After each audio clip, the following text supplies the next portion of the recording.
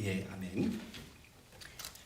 15년 전 캘리포니아 남가주 오렌지 카운티에 살고 있던 저는요, 에반스빌 한인교회 담임 목사로 청빙되었다는 소식을 여러분으로부터 듣고 하나님께 행하실 새로운 일을 기대하면서 이사 준비를 했습니다. 그리고 그때까지 하지 못했던 미국 여행을 하기로 마음먹고 가족과 함께 차를 몰고 남가주를 출발해서 북쪽으로 올라가 말로만 듣던 옐로스톤을 구경했어요. 정말 좋더라고요. 그리고 비로소 동쪽으로 차를 몰아서 여러분과 약속한 시간을 지키기 위해서 그야말로 목숨을 걸고 한밤중에 로키 산맥을 건너서 교회에 도착했는데 전 교인이 모여서 저를 기다리고 있더라고요. 그런데 중요한 것은요, 그야말로 아주 풍성한 식탁을 준비하고서 말입니다. 교회에 도착한 첫날 저와 저희 가족은요, 그야말로 맛있는 식사를요, 속된 말로 배 터지게 먹었습니다. 너무 좋았어요. 그런데 그때는 새 목사가 부임해 왔다고 여러분들이 풍성한 식탁을 차린 것을 알았는데 그동안 여러분과 함께 지내보니 꼭 그런 것만 아니더라고요. 우리 에반스빌 지역에 사는 사람들은요, 누구든지 언제나 그렇게 잘 먹는다는 것을 알았습니다. 왜? 한국 음식이 그리우니까요. 8년 전 어느 날로 기억하는데 우리 그 당시에 오엔소 보로의 병원에서 근무했던 그 자매가 있었는데 그 자매를 한국에서 청년 5명인가 찾아왔어요. 그래서 우리 교회에 잠깐 방문했는데 저희 교회에서 점심 식사를 대접했습니다. 근데 그 식사하는 거 보니까요, 참 재밌더라고요. 우리는 예를 들어서 국을 먹을 때 큰 그릇에 각자 그릇을 떠서 각자 먹는데 그 친구들은 보니까 큰 국그릇에 숟가락을 넣고 먹더라고요. 이상해요. 근데 또 더 이상한 것은요, 뭐냐면 깜짝 놀랄 것은 젊은 청년들이 왜 그렇게 적게 먹는지 모르겠어요. 우리는요, 점심 먹을 때 접시 한 가득 떠서 와서 먹는데 그 청년들은 조금 먹더라고요. 조금씩. 아주 젊은 사람들인데 말입니다. 그에 비하면 에반스빌에 사는 우리들은 엄청나게 잘 먹습니다.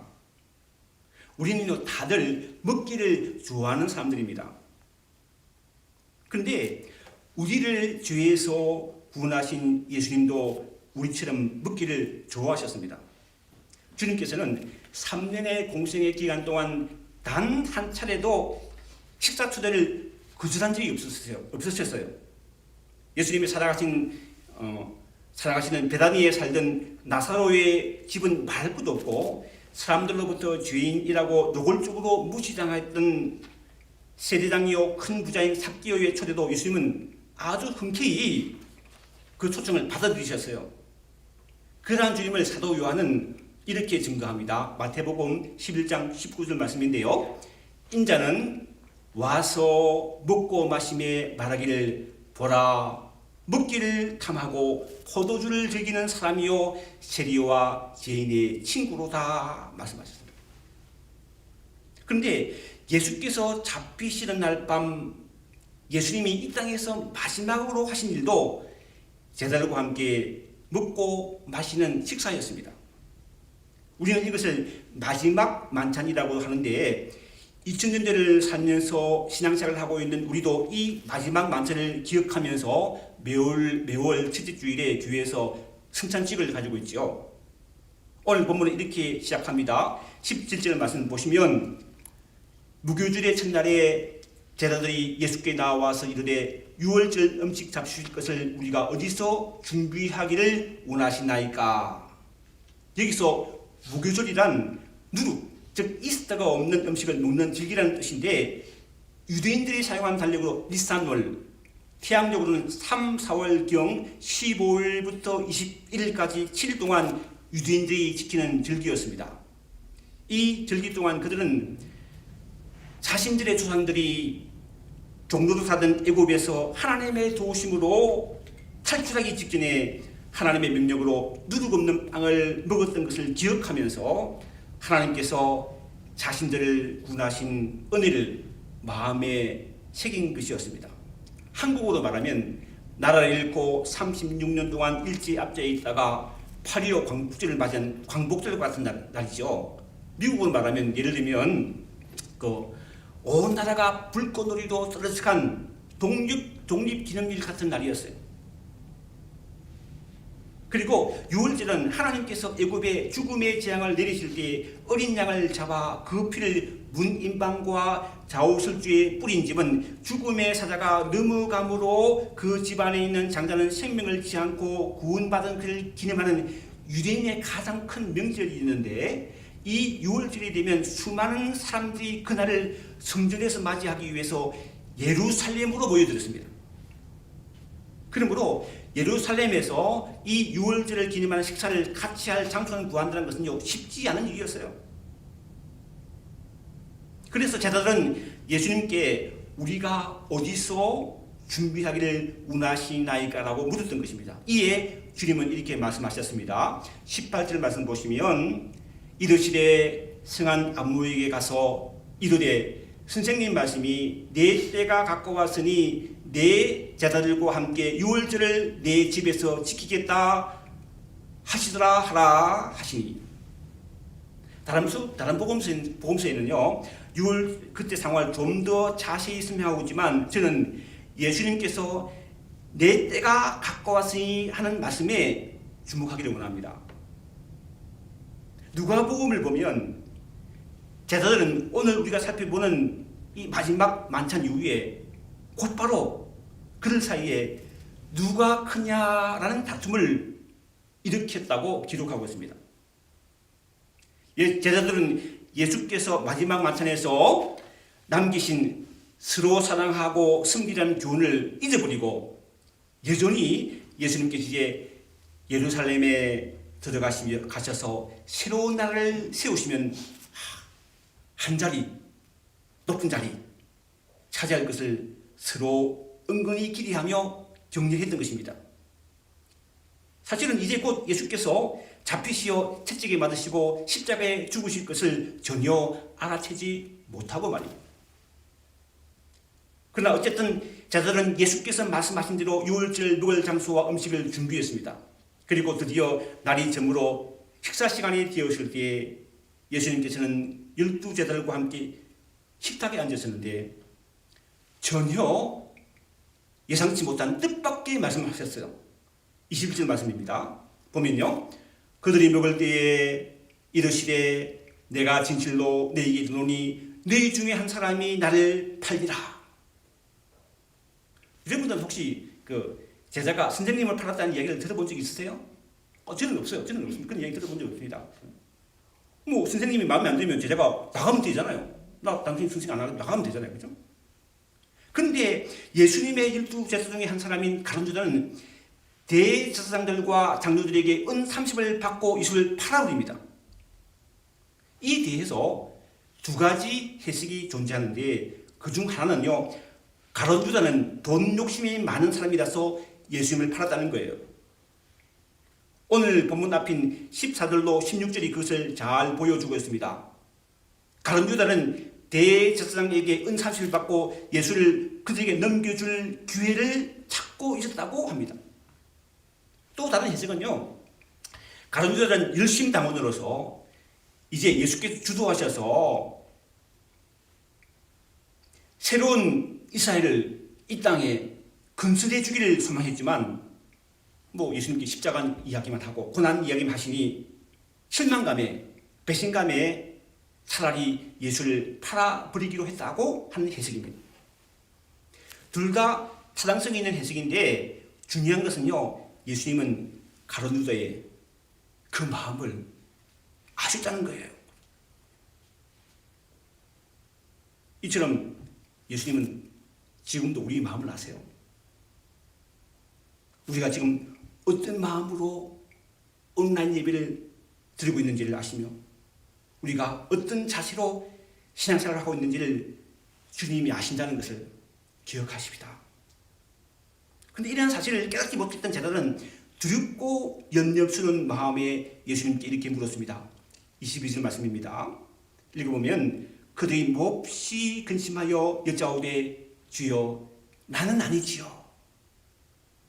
같은 장면을 요한복음 13장에서는요 서로 마주보며라고 표현함으로써 제자들끼리 의심하고 있는 마음을 잘 표현하고 있는데, 당황해하는 제자들에게 예수님은 이렇게 대답하십니다. 23절 24절 말씀입니다. 읽어보겠습니다. 나와 함께 그릇에 손을 넣는 그가 나를 팔리라. 인자는 자기에 대하여 기록된 대로 가거니와 인자를 파는 그 사람에게는 화가 있으리로다. 그 사람은 차라리 태어나지 아니하였더라면 제게 좋을 뻔하였느니라. 구약 성경에 보면 온전하고 정직하여 하나님을 경외하며 악에 떠난 자인 욥이 사탄의 공격을 받아 하루아침에 아들 7과 딸 3 그리고 모든 재산을 잃어버리고 온몸에 종기가 났을 뿐만 아니라 아내마저 저주하고 떠나버리는 고난을 받자 혼자 이렇게 한탄합니다. 욥기서 3장 11절 말씀인데요, 제가 읽어보면요, 어찌하여 내가 태에서 죽어 나오지 아니하였던가? 어찌하여 내 어머니가 해산할 때에 내가 숨기지 아니하였던가? 차라리 태어나지 않았으면 좋았을 것이라는 고백입니다. 왜? 고난 때문에, 고통 때문에. 그러나 욥은 큰 고통 중에도 믿음을 끝까지 지켰고 그 결과 그는 인생의 말년에 여호와 하나님으로부터 처음보다 더 큰 놀라운 복을 받게 된다는 것을 우리는 알고 있습니다. 이처럼 우리들도 비록 극한 어려움 가운데 처한다 할지라도, 힘든 일이 있다 할지라도, 고난이 있다 할지라도 욥처럼 믿음을 끝까지 잘 지킴으로 욥이 하나님으로부터 받았던 복을 다 받기를 바랍니다. 그런데 안타깝게도요, 유다는 그렇지 못했어요. 그는 예수님으로부터 자신의 잘못된 행동에 대해서 분명하고 확실한 증거를 받았음에도 불구하고 짐짓 모른 체하며 예수님께 이렇게 반문합니다. 25절 말씀이죠. 예수를 파는 유다가 대답하여 이르되 랍비여 나는 아니지요. 이에 예수님은 이렇게 대답하십니다. 26절 말씀이죠. 네가 말하였도다. 예수님이 이 말씀을 다른 제자들도 들었는지는 우리는 확실히 알 수 없지만 분명한 것은요, 가룟 유다는 자신을 불쌍히 여기는 마음과 사랑이 담긴 예수님의 분명한 경고에도 불구하고 은 30에 예수님을 대제사장에 팔았다는 것이죠. 이에 대하여 성서신학자 바클레이는 이렇게 말합니다. 유다의 비극은 그가 예수님을 본래의 예수로 받아들이지 않고 예수가 어떤 존재가 되었으면 하고 바라는 자기의 예수로 만들고자 했기 때문이었다. 우리가 예수를 변화시키는 것이 아니라 예수께서 우리를 변화시키는 것이다. 우리는 결코 예수님을 우리 목적을 위해 이용할 수 없다. 우리가 그의 목적에 쓰여지기 위해 그에게 복종해야 할 뿐이다. 유다의 비극은 하나님보다 자기가 더 현명하다고 생각하는 사람의 비극이다. 사랑하는 성도 여러분, 우리 중에 온 선생으로 이기지 않냐고 다른 11제자처럼 우리를 뒤에서 구원할 구주로, 예수를 구주로 믿는 은혜가 있기를 주님의 이름으로 축원합니다. 유대인들은요, 유월절 식사를 마치기 전, 즉 축복의 잔인 세 번째 잔을 비우기 직전에 하나님께 감사하는 기도를 드리는 시간이 있었는데, 이때 주님은 이렇게 말씀하셨습니다. 26절로 28절 말씀인데 좀 길지만 제가 읽어보겠습니다. 그들이 먹을 때에 예수께서 떡을 가지사 축복하시고 띄어 제자들에게 주시며 이르시되 받아서 먹으라, 이것은 내 몸이니라 하시고, 또 잔을 가지사 감사 기도하시고 그들에게 주시며 이르시되 너희가 다 이것을 마시라, 이것은 죄의 사함을 얻게 하려고 많은 사람을 위하여 흘리는 바 나의 피 곧 언약의 피니라. 우리가 만약 오늘 교회에 모여서 예배를 드렸다면요, 오늘 성찬식까지 했을 것입니다. 첫째 주일이니까 매울 제절이니까. 예수 믿는 우리가 성찬식을 가지는 이유는 고린도전서 11장에 보면 주께서 떡과 잔을 먹고 마시며 나를 기념하라고 분명히 말씀하셨기 때문입니다. 그러나 오늘 안타깝게도 함께 모이지 못했기에 성찬식의 떡과 잔을 먹고 마시지 못하는 대신 그 영적 의미를 좀 더 깊게 생각해 보고자 합니다. 제가요, 그 인터넷 내부에서 출산의 고통이라는 제목을 쳐봤어요. 출산의 고통 어떻게 이야기하는지. 그러니까 이런 그 질문과 답변이 제일 먼저 나오더라고요. 질문: 출산의 고통은 얼마나 아픈가요? 언젠가 저도 경험하게 될 것이니라 궁금해서 질문합니다. 출산이 얼마나 고통스럽죠? 답변: 안녕하세요. 그 아무도 출산을 직접 경험해 보지 않으면 말로 한들 가늠하기 힘듭니다. 이처럼 예수님께서 우리를 하나님의 자녀로 삼기 위해 마치 아기를 낳는 몸을 찢는 것 같은 고통을 몸소 감당하셨고 지금도 감당하고 계시고 앞으로도 감당하실 것입니다. 오늘 본문인 마지막 만찬 후에 예수님은 수제자 베드로에게 이렇게 말씀하셨어요. 내가 진실로 내게 이르노니 오늘 밤 닭이 주를 부인하지 않겠나이다 라고 하였고 다른 자들도 그렇게 대답했습니다. 그러나 베드로는요, 곧 돌아서서 모든 사람들 앞에서 예수님을 모른다고 부인했고 마지막 세 번째는요, 저주하며 맹세하여 이르되 나는 그 사람을 알지 못하노라고 부인했습니다. 비단 베드로뿐만 아니라 다른 제자들도 마찬가지였어요. 이런 생각해 보세요. 만약 내 친한 친구가 자신의 이익을 위해서 다른 사람에게 나는 저 사람을 모른다 부인했다면요, 그 마음이 찢어질 거예요. 고통스러울 거예요. 그렇죠? 그렇죠? 더 나아가서 내 자식이 다른 사람들 앞에서 부모인 나를 모른다고 했을 때 그 고통이 얼마나 크겠습니까?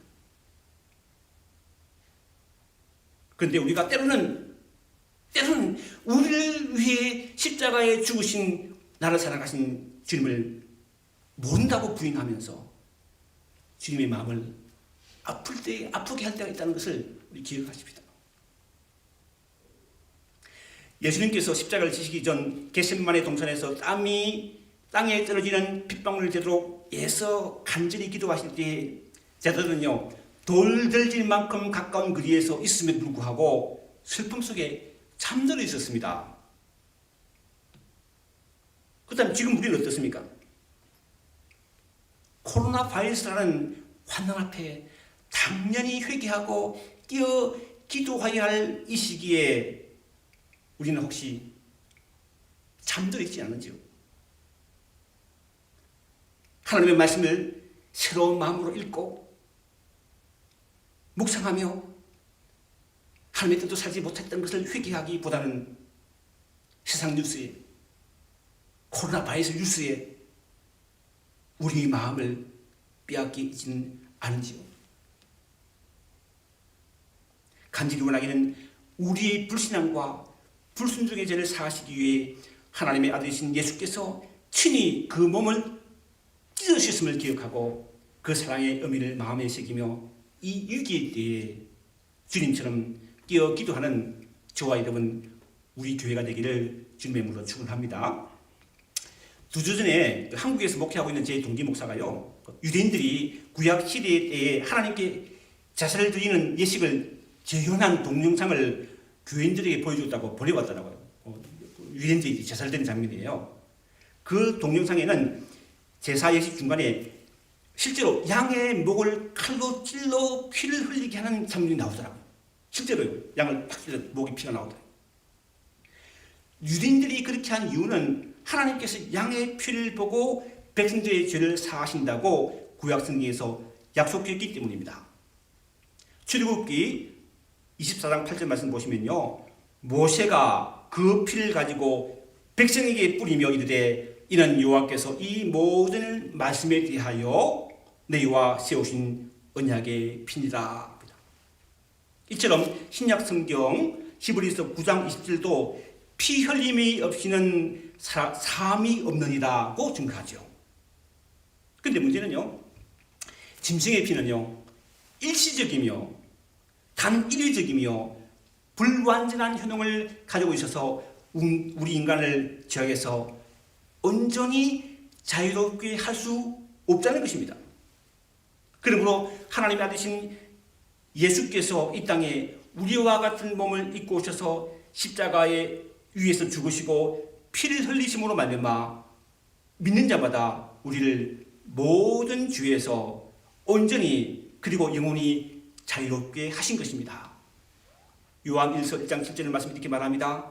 그가 빛 가운데 계신 것 같이 우리도 빛 가운데 행하면 우리가 서로 사귐이 있고 그 아들 예수의 피가 우리를 모든 죄에서 깨끗하게 하실 것이요. 여러분, 우리 가운데 우리 중에 죽고 싶은 사람은 아무도 없어요. 말로 그냥 죽고 싶다 그러죠. 그건 말이죠. 말일 뿐이죠. 죽고 싶은 사람은 없습니다. 그러나 우리가 죽을 수밖에 없는 것은 우리 죄 때문이라는 것이죠. 죄의 삭은 사망인 것입니다.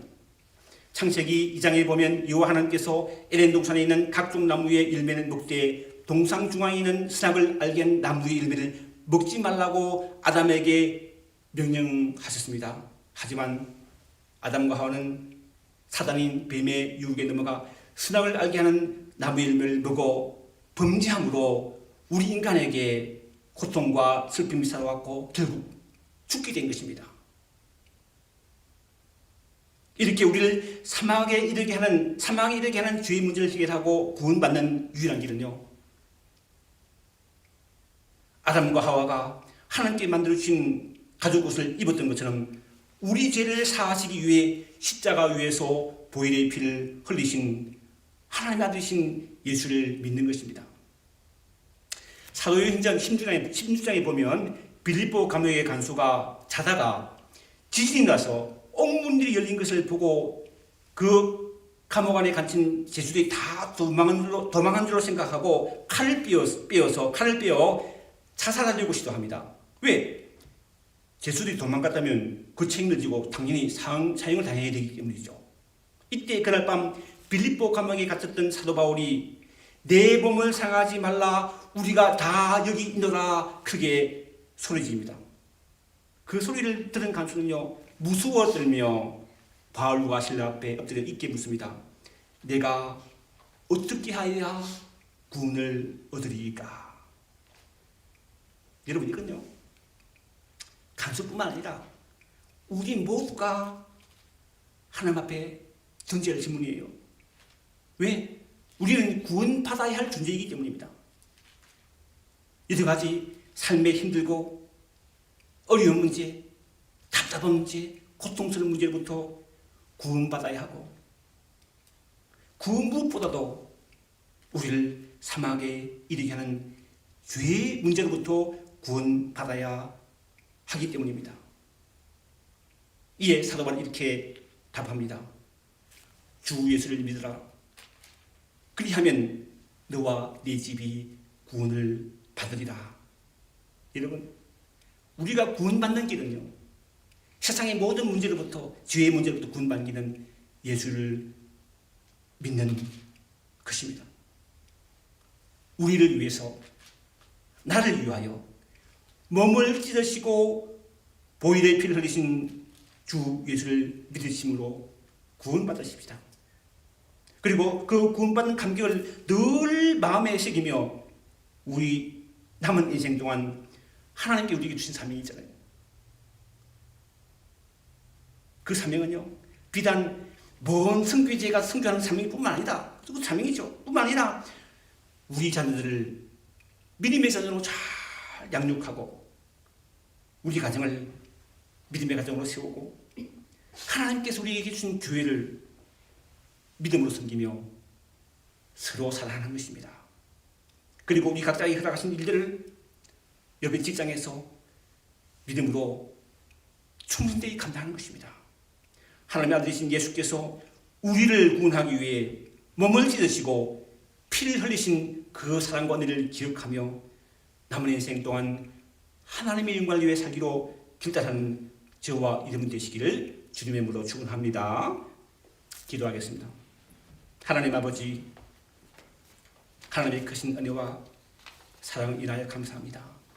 부족하고 연약한 저희를 하나님의 뜻대로 살지 못하고 내 마음대로 살렸던 모든 죄를 용서해 주시고 남은 인생 동안 나를 구원하기 위해 몸을 찢으시고 피를 흘리신 주님을 기억하며 하나님의 영광을 위해 내 자녀를 양육하고 내 가정을 세우며 주님 몸된 교회를 섬기며 내게 주어진 일을 하나하나를 믿음으로 감당하는 저희 모두가 될 수 있도록 축복해 주옵소서.